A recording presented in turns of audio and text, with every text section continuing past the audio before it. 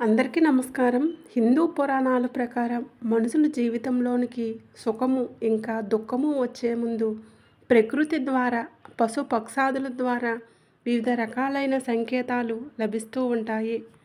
ఈ సంకేతాలను అర్థం చేసుకోవడం చాలా అవసరం. ఈ సంకేతాలు రాబోయే చెడ్డ సమయాలను సూచిస్తాయి. అప్పుడు మనం సావధానంగా ఉండాలి. ఈ సంకేతాలు మన ద్వారా చేయబడిన కర్మ ఫలితాల కారణంగానే ఉత్పన్నమవుతాయి.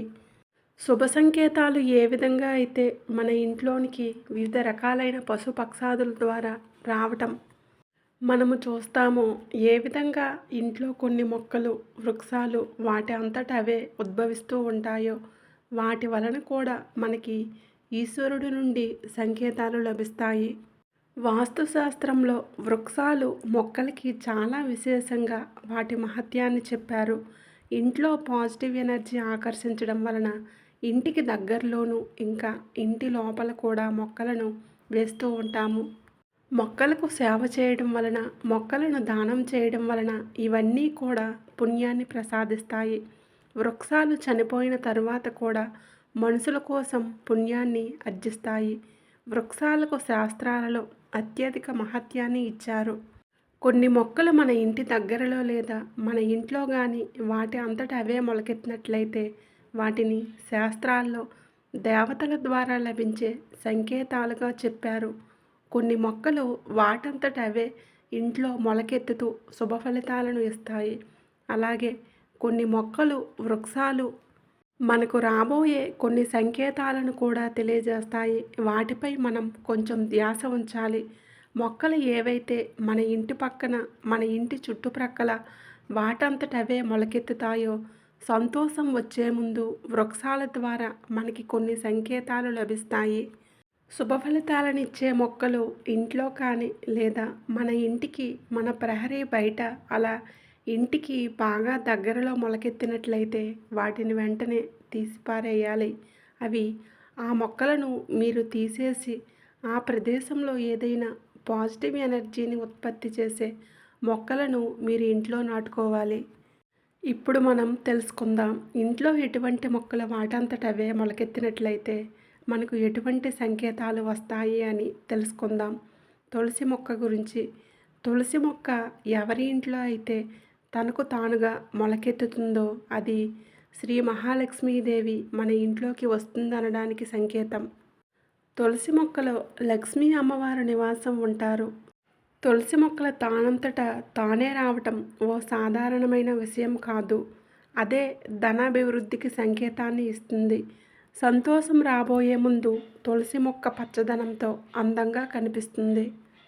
పూజించే తులసి కోటలో కానీ లేదా బయట ఉన్న ప్రదేశంలో కానీ తులసి మొక్క తానంతట తానే మొలకెత్తినట్లయితే ఇంట్లోకి శుభ ఫలితాలు రాబోతున్నాయని అర్థం.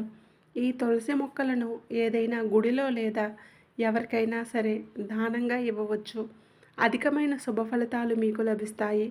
తులసి మొక్కని ఎప్పుడూ కూడా అమ్మకూడదు. దానివలన ఇంట్లో నుండి లక్ష్మీదేవి వెళ్ళిపోతుంది.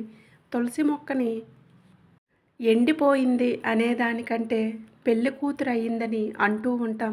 అలా జరగడం అనేది కొద్దిగా అశుభ ఫలితాలను ఇస్తుంది. అందువలన ఈ మొక్కను చాలా జాగ్రత్తగా చూసుకోవాలి. వాస్తుశాస్త్రం ప్రకారము కూడా చాలా పవిత్రమైన మొక్క. తరువాత మొక్కలు బొప్పాసి మొక్క.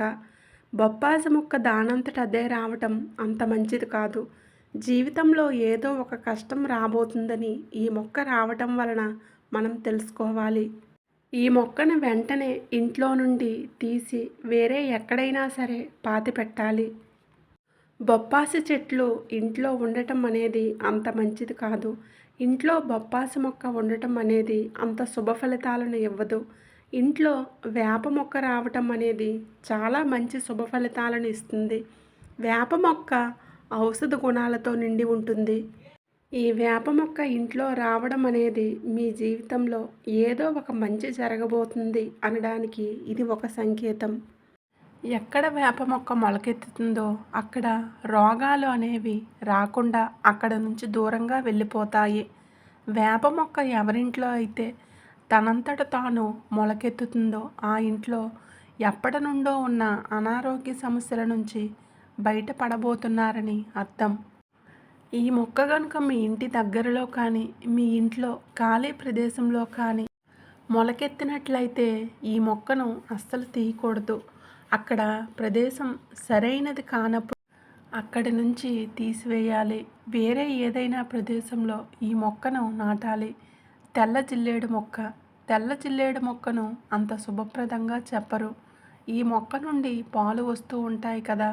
పాలు కారే మొక్కలు ఇంటికి దగ్గరలో ఉండటం వాస్తుపరంగా అశుభంగా చెప్పారు.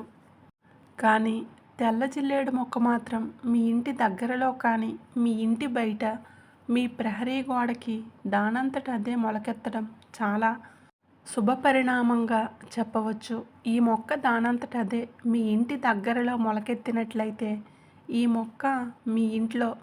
ఈ మొక్క మొలకెత్తినట్లయితే దానిని మీరు ఇంట్లో ఉంచుకోకూడదు. దానికి పసుపు కుంకుమ వేసి నీరు పోసి జాగ్రత్తగా తీసి ఇంకెక్కడైనా ఆ మొక్కను మీరు పాతిపెట్టండి.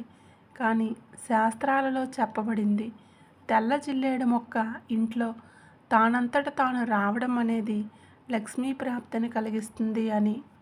ఎవరింటికి దగ్గరలో కానీ వాళ్ళ ఇంటికి దగ్గరలో జలాశయంలో కానీ వాటర్ ట్యాంక్లో కానీ కమలం మొక్క అనేది కమలం పుష్పం మనకు తెలుసు కదా. ఈ కమలం పుష్పాల మొక్క అనేది దానంతటా అదే మొలకెత్తుతుందో మీరు చాలా భాగ్యవంతులు అని దాని అర్థం. లక్ష్మీదేవి మీ ఇంట్లోనికి వస్తుంది అనడానికి ఈ సంకేతము చాలా చాలా శుభప్రదం అనడానికి సంకేతం.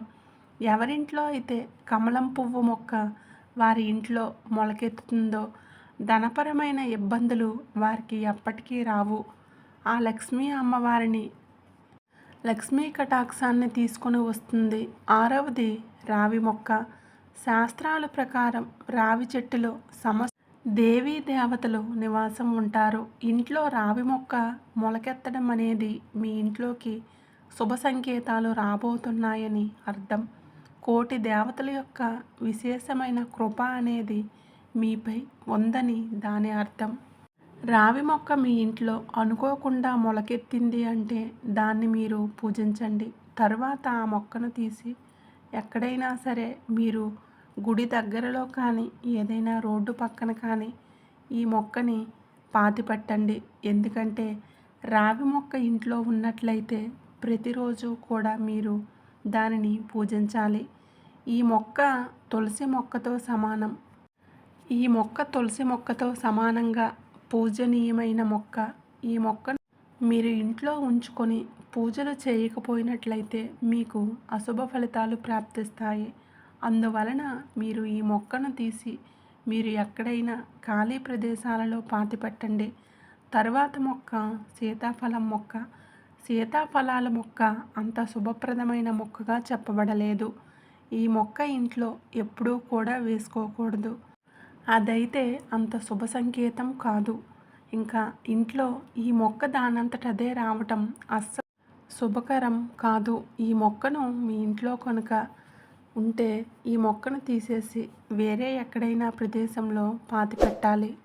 ఈ వీడియో నచ్చితే ఖచ్చితంగా లైక్ చేయండి, షేర్ చేయండి, మన ఛానల్ను సబ్స్క్రైబ్ చేసుకోండి.